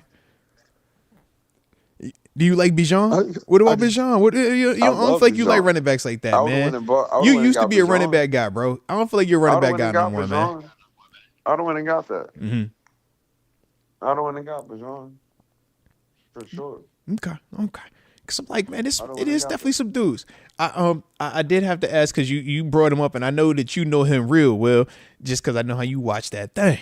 Ollie Gordon though, man. Can we circle back to him real quick? Smooth back. Bruh, that's the Brees Hall. That's that. He was like preseason one of the guys like He was the sneaky watch list, preseason, like top Heisman. 10 dude, yeah. Yeah, like sneaky. Mm-hmm. I Like still a don't know guy. what went wrong out there though. Yeah, they just had a bad year. Yeah. They weren't that. It wasn't that. Yeah, because that was my thing. I'm like, he didn't get hurt. And I know he torched people the first, like last year. So I'm just like, bro, what's happening, man? But yo, I worth the flyer. Definitely worth the flyer to me, man. You like it late? I think it's a steal. I was about to ask you because I think you could get it late, bro. I think it's another one of them reasons you're not in a hurry to go get it. Oh, I hate you when you do it like that, man. Sissy, it's another reason why you don't got to be in a hurry to get one, man. You get that right there. Yeah. All right. Look. I suppose you got a point there. I suppose. But you just, don't wait too long. You might miss out. All right? You won't miss out. You just don't have to do it. This is facts. All right. Well, shoot, man. I see we right up against it, man. What you got left on the back end before you get up out of here, man? I think you hit the big things, man. Mm-hmm. You hit the big things, man. Now, big facts, man. Shoot, spin the block then. Hey, spin the block, hit it on Wednesday. You know how we do, man. Yes, indeed. I'm still Team Justin Fields, man. Nothing changed. I like it. He said, even with the updates from the combine, the Jackson Darts of the world, the Jalen Milrose, the Quinn Ewers, Justin Fields is still your priority, number one. I like it. Justin Fields. Respect on that, man. Respect on that. Well, shoot, my dog. Appreciate you as always. And you already know, man. Stay safe out there. I hit you on Wednesday. Dog. My dog. Peace. Shout out to the one and only Terence Garvin, Pittsburgh Steelers alum, West Virginia Mountaineer, current defensive coordinator of the Norfolk State University, coached by the homie Mike Vick. Shout out, man. Hit that like button if y'all were enjoying the interview / phone call, because that's my man's at them. So if you was enjoying it, hit the like button. Don't forget to subscribe either if you are new to the channel. All righty. And we got some supers popping up as well, man. Salute to you guys, or yins, all right, on the supers. Okay, let's get those popping and percolating the way that we're supposed to. All righty. Had lifted ones. Shout out to lifted ones. He says, look out for Elijah Badger, sleeper wide receiver out of Florida. All right. I actually have heard his name, but I will go and make sure I watch him on tape. All right, we'll definitely do that. I kind of like to, man, when some of these names pop up, man, it's like, oh shoot, I'm not as familiar with this guy, or I might have heard or seen like a highlight. Let me go watch some more of him. I love it. It's fun. And all I be doing at the crib right now is just chilling out anyways, vibing out with wifey. So yeah, all right, just give me something. I'm like, watch some tape real quick. Kiss wife. All right, watch tape. You dig what I'm saying? So definitely likes that. AJ Martinez showing a little love, gifting 5 upper room memberships. Shout out to AJ being an absolute rock star at life. And to those 5 individuals, welcome to the upper room. Yes, indeed. And remember, upper room members, you do have early access to a Master Moats film session of Zach Frazier, breaking down ultimately the some of the big plays, or just some of his performances, or actually his main performance in the playoff game versus the Baltimore Ravens, his first ever playoff performance, man. So like I said, man, y'all check that out, upper room members. And then AJ Martinez spinning the block says, love, respect, and blessings to all. Let's go. Big let's go energy. You already know what time it is. Tons of fun says, Steelers aren't going to do anything in free agency for wide receiver. I mean, if not, I can understand that they do have other needs, but we also have to remember we have a lot of cap available, and we do have to spend a lot of cap. So if we don't spend it on quarterback, like a lot of people have said, right, Steelers aren't going to spend it on quarterback. All right, cool. and we don't spend it on wide receiver. All right, Steelers like, we're spending it on wide receiver. Okay, cool. But the salary cap bumped up, so we got about $60 million. We have to spend at least 50 of said $60 million. You tell me what we're gonna spend it at, baby. That's all. So yeah. That's why, to me, you hear me talking about a lot more free agents this go around, because we got a lot more places to spend that money, and we have not identified that big fish quarterback, that big fish wide receiver, that big fish anybody just yet that says we're going to give them the lion's share. So we got to just kind of see how we're going to divvy this thing up. But we do have to do something. Yeah.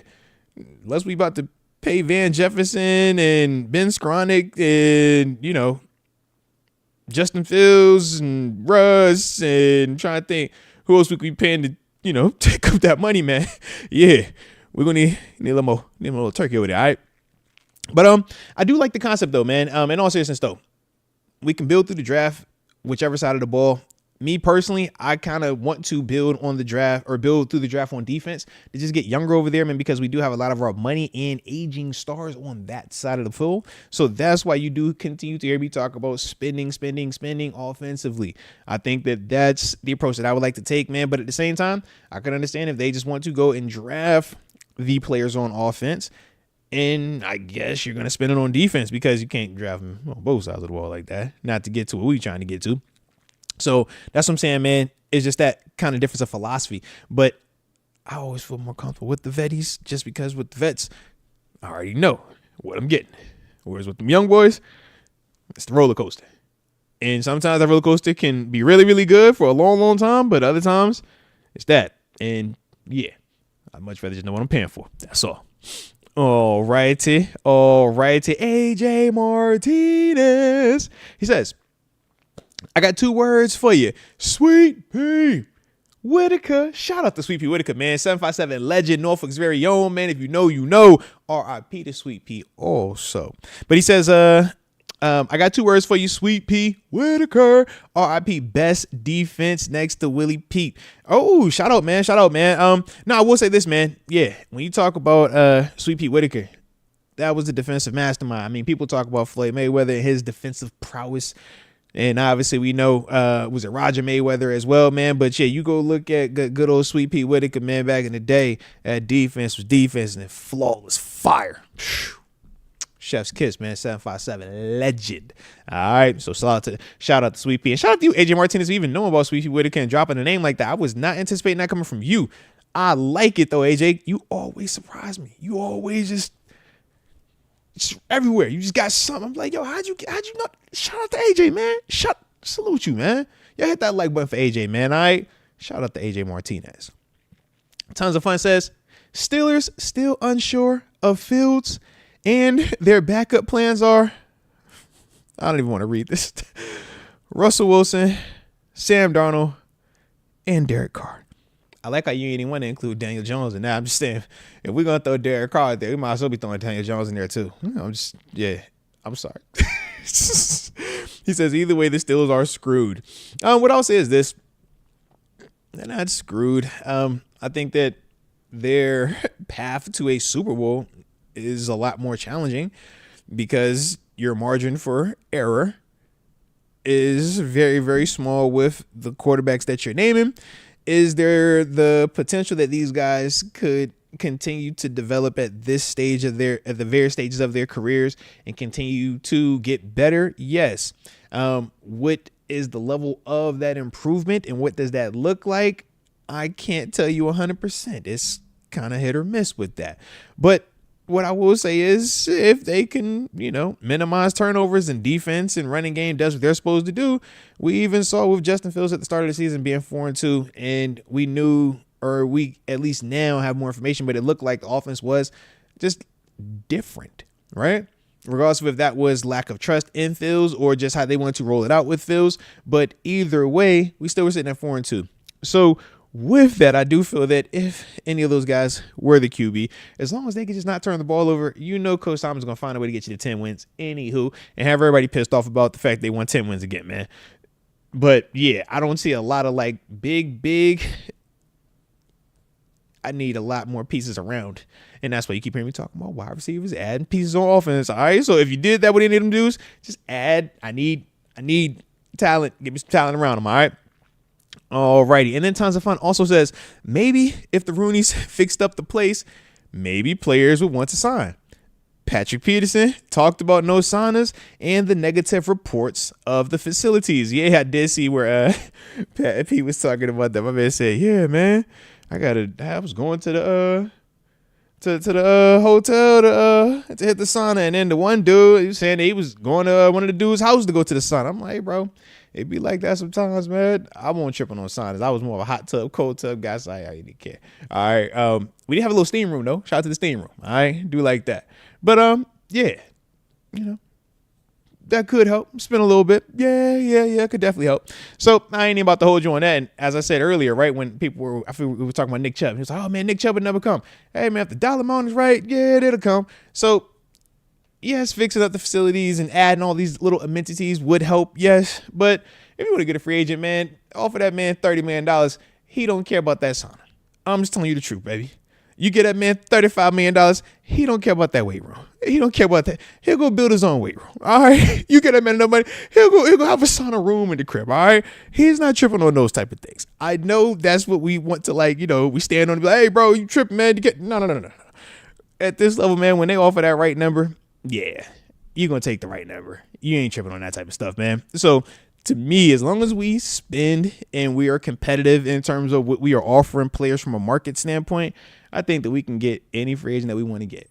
And that's the reality of it. I think when you're talking about making trades for people, same concept. When you start talking about, yes, we're willing to trade for you. I don't want to go there. We're willing to pay you $40 million. I want to go there. That's the concept, man. So you got to keep spending that money, man. You got to spend the money. But helping by fixing the facilities would also help. Maybe you ain't got to spend as much money that way. But just throwing it out there. All right. Then Tons of Fun also says, you have the cap, but would anyone want to come to Pittsburgh? Feel like Steelers are a last resort for players. Ooh, all right. Well, I'll just say from personal experiences, from the people I've even talked to, that answer is, yeah, a lot of people want to come to Pittsburgh because Coach Tomlin. I know contrary to the fans and local media, y'all be wanting us to hate Coach Tomlin so bad. Be like, hey, bro, don't nobody want to play for Coach Tomlin. Oh, he lost the locker room. Oh, everybody hates. Oh, I can't stand Coach Tomlin. They be like, yo, NFLPA report card come out. Hey, Coach Reed. Hey, you be like, hey, bro, wait a minute. I thought y'all just supposed to hate. He lost the locker room. Just throwing it out there, bro. So as much as we would love to talk about last resorts, when you're a 10-win team, when you're constantly in the playoffs, and you got the same head coach for the past 20 years, yeah, you're absolutely a big draw for a lot of athletes because athletes look for stability. They look for consistency. They look for guys that are even keel. They don't allow the highs or the lows to affect them. You're looking for a guy that has consistent messaging. You're looking for a guy that when he's talked about from his, by the players, you want to hear how they speak of them. They speak very highly of them. And then obviously when you're talking X and O's from a player's perspective, I mean, you've heard how I vouch for Coach Tomlin just from the X and O's part of it. I ain't the only one. There's a lot of dudes that talk about that man smarts, talk about his X and O's part, and obviously we know the motivational part. So, yeah, it's a lot of reasons why players be wanting to come to Pittsburgh and why they do come to Pittsburgh. But at the end of the day, at this level, money is going to talk more than any of that other stuff. But I do get it. And I know that's the narrative a lot of people want to push. Oh, man, Thomas, yeah, you're like, all right, bro. Yeah. It just be funny to me, man. Yeah, it just be funny, man. But shout out to them dudes, though, man. Shout out to Tons of Fun. Also, man, gifting an Upper Room membership, paying it forward, Rockstar at Life. So I appreciate you. And to that individual, welcome to the Upper Room. Yes, indeed. Yes, indeed. Mike Hood also says, Mr. Moats and the goats in the chat. I was underwhelmed by the combine. I hope we sign Fields this week. Makes me nervous. His agent, Watson's guy, after the way he fleeced the Browns, makes me concerned with the concerned emoji face. I mean, you bring up some valid points, man. Trust me, you do. We can't get hit over the head for a type of deal like that. And I know Justin Fields sounds like he's going to want something because he got interest. He got other offers on the table or other teams considering him. But yeah, we can't pay that man like how how Deshaun Watson got paid or even remotely close to anything that looks like that type of deal here in Pittsburgh. If he want to get that, go to the Jets. They'll cut you a check. But yeah, we can't pay that man that type of money. No. Not just yet. Cause like I said, man, with Deshaun, he riding with no mask on. Shout out to what he did in Cleveland to get that check. Boy. All right. AJ Martinez says, been fighting since first grade. I know them all. Trained in Hollywood with Freddie Roach, with James Toney. Is a homeboy. Bro, stop playing. Work with Joe Goosen. Okay. When he had Michael second and all right. Shout out to you, AJ Martinez. You dropping some names. My man said James Toney. I'm like, bruh, Freddie Roach. Yeah, he liked that. Shout out to Freddie Roach, man. That's one of the OG, like, elite trainers, man. Done it for a while, man. I always think of Freddie Roach, man. And when I think of him, I think of Emmanuel Stewart. I'm like, come on, man. Oh. But yeah, man, shout out to Freddie Roach, man. He's nice with it. Heck yeah. AJ, man, you never cease to amaze me, man. Shout out to you. Justin Gordon says, taping after 7-on-7 practice. I don't know if you remember my call. Or if you remember my call in body type, I'm trying to draft at wide receiver in DB. #Monstars. I found one. South Carolina kid. Yep, Nick. Yeah, I'm gonna butcher his name. Nick Aman Wowie. 6'3", 225, ran a 4.38. Yep, I know exactly what you're talking about. I did not get a chance to watch him just yet, but he is on my list. All right, I'm for certain watching because I saw that big speed the same way you saw that big speed. Yeah. I was low key like, man, all right, what's this up with these big South Carolina receivers? Because it reminded me of Xavier Legette when I saw just the big speed running. So I got to definitely go watch him on tape to see what that looked like. But I did see that 4.38 by Nick, Aman Wowie. Yeah, so I definitely want to check him out, man. Yeah, definitely want to check him out. But big dude, man. Big dude. And like I said, man, I don't know what position though, but like I said, I would definitely check him out though, because this is big dude, man. I'm like, yo, big speed, man. We will see. All right. And then let me see. Tons of fun. Oh, all right, y'all saying he's playing safety. All right, so I'm gonna check him out then. Okay, he's a safety with 6'3", 220 though. A big body dude right there. 4.38. I like it. We're gonna check him out, man. I would definitely have to tap that tape on him, man. Like I said, South Carolina. I thought he played wide receiver when I seen the name and stuff. I'm like, yo, he got to be with Xavier. But all right, respect on that, man. We'll for certain look into him though. All righty. And then Tons of Fun says, but what if you get the same money, but in a better environment? Yeah, I hear all the Mike T love, but it's all talk. Off season, no one says Steelers. I think that's a matter of just personal opinion with that. If that's the case, we wouldn't have Patrick Quinn, we wouldn't have Deshaun Elliott, we wouldn't have had James Daniels, we wouldn't have had Russell Wilson, Justin Fields. Obviously, the Fields part was a trade, but you catch what I'm saying? So there are actually like people I can point to that contributed for us in a major way that did decide to say yes to come here. We talk about Landon Roberts, we talk about Cole Holcomb. There are multiple players that have decided to say yes to come here. So yes, we can just say it just to say it, but come on, baby. You know for a fact, man, the facts is going to refute that. But I do get your feelings surrounding it, though, man. You feel as if, all right, if everything is equal on the table with the offer, what's the deciding factor? But who are we comparing this offer with? If we're talking about the Chiefs or the Eagles, sure. Give me the outlier scenarios. Are we talking the Giants and the Jets? You're not about to tell me they're going to go to the Giants and the Jets over us. If they do, hey, shout out to you. We appreciate you. We ain't tripping on that. I think the most recent one that we could point to that had success going elsewhere that was on record saying not us, we chose them, was Jeremy Chin this year with the Commanders. That's it. Tell me the free agents, though, they come here, they like, nah, man, I don't want to go here. As long as you're willing to cut the check, man, them players is playing wherever. But we've known in the past we won't spend it. That's been the difference. We like to get the deal. When y'all say the con man, trying to get you for the deal that favors the Steelers. If you're a player, why would I do that? That could be very different now. Those are two different things. But yeah, to act as if like dudes don't want to come here, I don't agree with that, because even just last year, we were getting some of the big marquee free agents. Patrick Queen, marquee free agent last year. He can't us. And it's an in-division rival on top of that.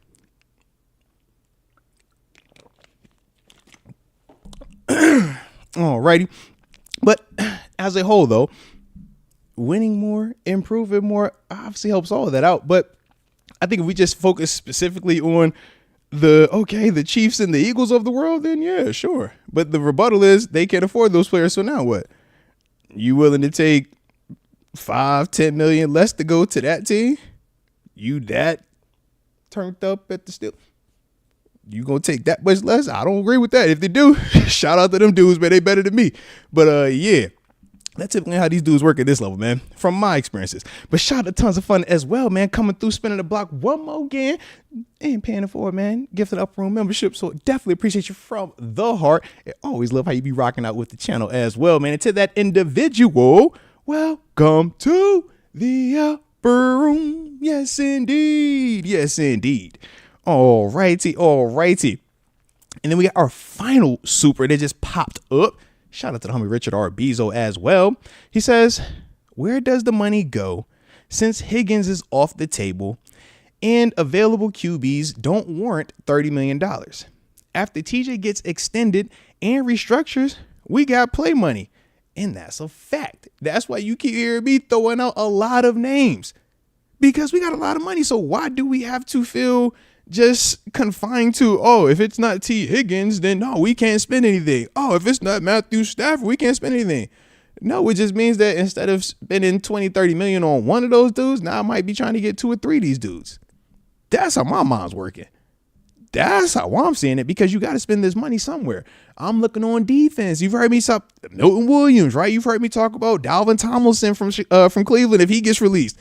I'm throwing these names out there because I'm saying, yo, these are the dudes that we could put together price range wise and utilize that 50 to 60 million and put together a heck of a roster regardless of who we have at quarterback. And that's why you've heard me also say what I've said at quarterback. It could be Fields, it could be Russ, it could be any of these dudes. As long as you get enough talent around them, I think all of these guys are good enough that they will be able to play well and keep us where we want to go. And now we're just praying that one of them dudes makes that jump. If it's Justin Fields, man, what you did in the first 6 games, you can take that and do even more, expand it, and all the other stuff. If it's Russ, do what you did before the last 5 games of the season. All right, if it's one of these rookies, come in here and give us Jaden Daniels production. Come in here and give us CJ Stroud production, right? That's the hope. But as a whole, man, as long as we get the pieces that we need to have on this roster, on that field, man, come on here and play quarterback. Don't crash the car. So that's the mindset that I'm taking, because I do agree. Which quarterback do I want to play 30 plus million to? Honestly, none of them. None of them, man. But I got to have somebody, and I got to spend this money somewhere. Otherwise, we're going to get in trouble. And that's the other part. We got salary cap. We also got a floor. You got to spend. All right.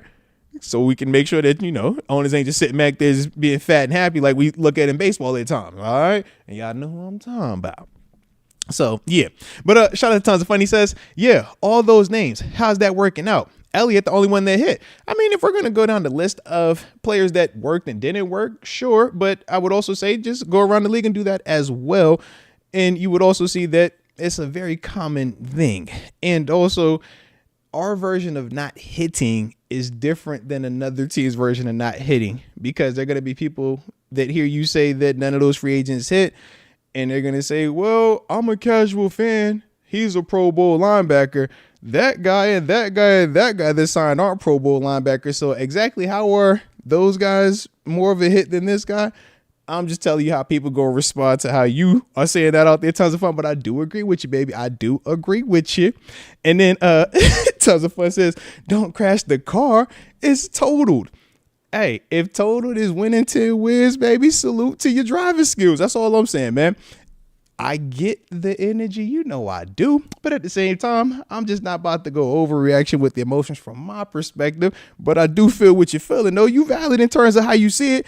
I just don't see it that way. That's all. But shout out to your perspective on it, though, man. For sure, shout out to your perspective on it. But yeah, when I look at this and we saying that 10 plus playoffs, that's the crash. Once again, what is the Jets situation? That if this is a crash, if this is total, what's the Giants? What's the Jag? What's the Browns? The Bengals ain't even make the spot. They trying to figure out what they finna do with that money. They trying to pray that money can stretch. I'm like, yo, who is that? That ain't that. Oh, that's good. I could be off. That's all I'm saying. I could be off. I have a different perception as it pertains to winning 10 games. That's all, man. But I dig it though. I definitely dig it. But yeah, man, 10 wins, a lot of wins in the National Football League, man. You just look on average how many people win 10 wins in the league, man. Hey. That's what I'm saying, bro. All right, but I got you. I definitely got you. So 100%, I understand you want more. And it's one thing that I be satisfied with. I ain't satisfied at all. We won a Super Bowl. You got to get back to it. But in order to get that, it's prerequisites. First one is you got to win in the regular season to even get to the playoffs. And then after you get into the playoffs, you got to win in the playoffs enough to get to the Super Bowl. And then you got to win the Super Bowl.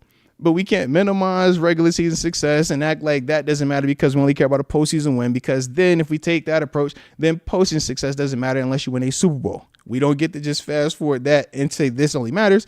So we have to appreciate each and every step along the way. And just because we're not here just yet in the moment, it doesn't mean that this didn't happen either. Both things can be true. And that's ultimately, that's how I see it. But I could definitely dig your perspective on it, man. Shout out to Richard R. Bezo as well. Says, does George Pickens get extended? Especially if we go wide receiver in round 1. I would say yes, largely due to the fact that Omar Khan went on record and saying that they have already started talking with his agent about an extension. I'm still just torn a little bit on the number.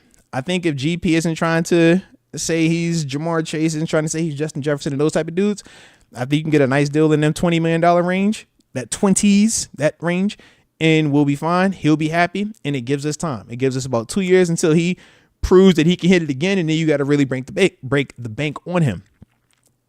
But I could also see it being the scenario where GP doesn't like those numbers, and he's saying he's willing to bet on himself, a la what Jamar Chase did.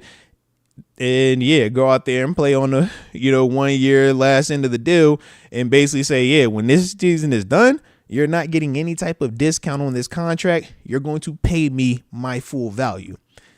He could also take that approach. Najee took that approach to an extent. We will see what that market returns in terms of whether it's the Steelers or the field. I think that he should receive more than what he was at least going to have from the franchise, or not the franchise tag, from the 5th-year option tag. But in terms of, guy like GP, it's like we know he has the potential to really run it up if everything goes the way this is supposed to go. So I think that, yeah, we will see that extension even if we draft a wide receiver in round 1.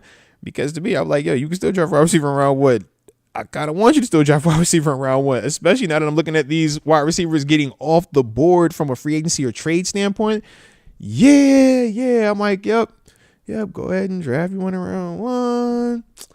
Maybe give me a running back in round 2. Might come out and give me another wide receiver in round 3. That's what I'm saying. All right. I'm on that right now. I want talent. I want to be able to score. I want to be able to get vertical. All right, so that's going to be my energy with it, but GP is heavily a part of that makeup as well, all right? And especially after I was playing Madden, and I did drop that beautiful bomb to GP from Justin Fields, all right? So shout out. I'm just throwing it out there, man. I got to play some more games with Justin Fields, man. It changed my eyes. I was like, hold on, bro. I was seeing you different. Yo, Madden, you is way different right now, all right? So salute. But hopefully y'all enjoyed tonight's show. If you did, you know the drill. Hit the like button one time for the coach. And don't forget to subscribe either if you are new to the channel. But either way, you know how we do this thing, man. We will spin the block, man. Be back in here later this week. But as always, y'all stay safe out there. And until next time, baby. Peace.